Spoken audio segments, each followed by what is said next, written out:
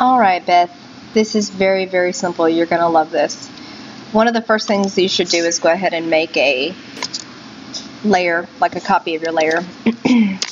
Control J or Command J. I don't know if you're on a Mac, but if you are, that's what you do. Get your clone stamp tool.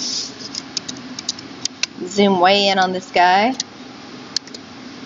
Make your clone stamp just the right size.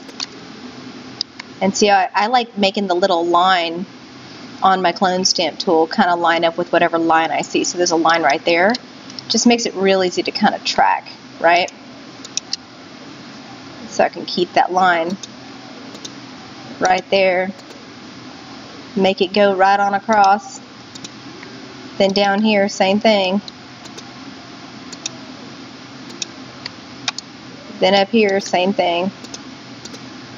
I know it doesn't seem like much, but it matters.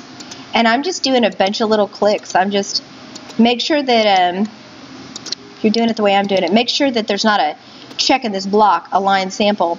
If you have a check in this block, and you click here, and then you move it down here,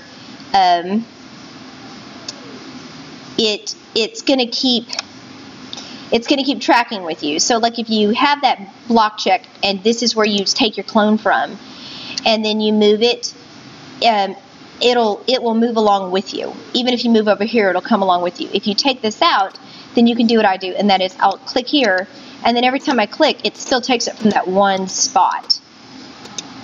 If that makes sense.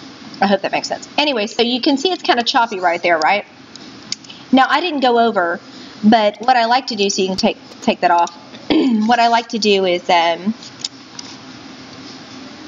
make sure, like if I go over, instead of having to redo anything, I can throw a mask on that and just take it off. But that didn't happen. So let's do this. And then you can either blend it with a brush, or you can use frequency separation to make sure you don't lose anything.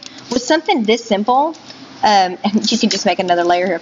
You can just use a brush to even it out. So got my brush tool. I'm going to make it real small because this brush is huge right now.